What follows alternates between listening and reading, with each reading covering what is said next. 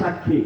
এটা আমরা পরিবর্তন করে দিতে পারবো না, আপনার ইনকাম আরেকজন করে দিতে পারবে না, আপনার ভাগ্য আপনার পরিবর্তন করতে হবে। এটাই বাংলাদেশের রাজনীতি। দুবাউড়াবাসী কারো কাছে যাইবেন না, এনসিপির কাছেও আসা প্রয়োজন নাই, বিএনপির কাছেও যাওয়ার প্রয়োজন নাই, জামাতের কাছে যাওয়ারও প্রয়োজন নাই। যদি আজকে এখানে যত মানুষ একসাথে হয়েছেন, কালকে থেকে প্রতিজ্ঞা করেন যে দুবাউড়াতে আগামীকালকে আমার সন্তানের ভবিষ্যৎকারী মাদক এই দুবাউড়াতে আর চলবে না, একটা মাদকের স্পট থাকবে। আপনারা যদি হসপিটালে গিয়ে উপস্থিত হন যে এমপি সাহেব ভোট দিয়েছি, এখন কোথায় আছেন, হসপিটালে কেন ডাক্তার নাই, নার্স নাই, আজকের মধ্যে আপনি সমাধান করবেন।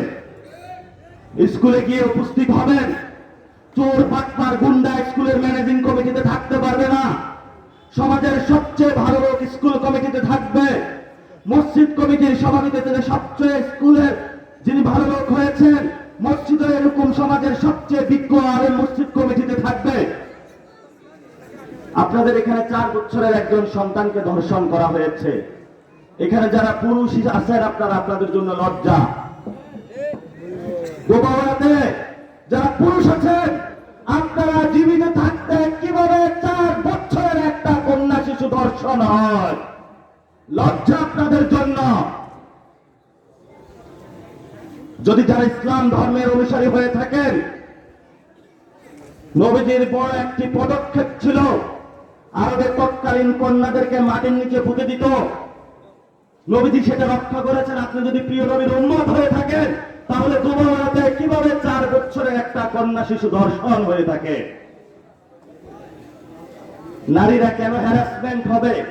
এই প্রশ্নগুলো আমরা সমাধান করব না, এটা আপনাদের সমাধান করতে হবে। কারণ দুবাউড়ায় আমি থাকবো না, আপনারা থাকবেন। আপনার আশেপাশে যদি আপনি ঠিক না করতে পারেন, তাহলে আপনার ভবিষ্যৎ সন্তানও আরেকদিন ধর্ষণ হবে। এই সন্তানটা আপনাদের সন্তান হইতে পারত না, আরেকজনের সন্তান ধর্ষণ হয়েছে। এই জন্য হলো আপনাদের টনক নড়ে না। আমরা আজকে আপনাদের কাছে কিছু চাইতে আসি নাই, আপনারাও কিছু চাইতে আসেন নাই, কিছু আলোচনা করতে আসছি, যাতে ভবিষ্যতে আপনাদের ভাগ্যটা পরিবর্তন হয়। এই ভাগ্যটা পরিবর্তন করার জন্য এখানে অনেক গুন্ডা মাস্তান ভয় দেখানোর চেষ্টা করবে। আপনারা কাউকে ভয় পান? আমরা একমাত্র কাকে ভয় পাই? আল্লাহ ছাড়া কাউকে ভয় পাই? কাউরে গুনার টাইম নাই আছে? গুনার টাইম আছে? না থাকলে তাহলে আজকে থেকে দাঁড়ায় যান। শিক্ষা ব্যবস্থা ঠিক করতে হবে, স্বাস্থ্য ব্যবস্থা ঠিক করতে হবে, নারীদের অধিকার নিশ্চিত করতে হবে, আলেম ওলামাদের কাছে যেতে হবে বেশি বেশি, মাদ্রাসাগুলা ঠিক করে দিতে হবে, স্কুলগুলো ঠিক করে দিতে হবে নির্মাণ করে। যারা জনপ্রতিনিধি হবে তাদের চেয়ারের গদি মোটা করা যাবে না, কাঠের চেয়ারে বসতে হবে।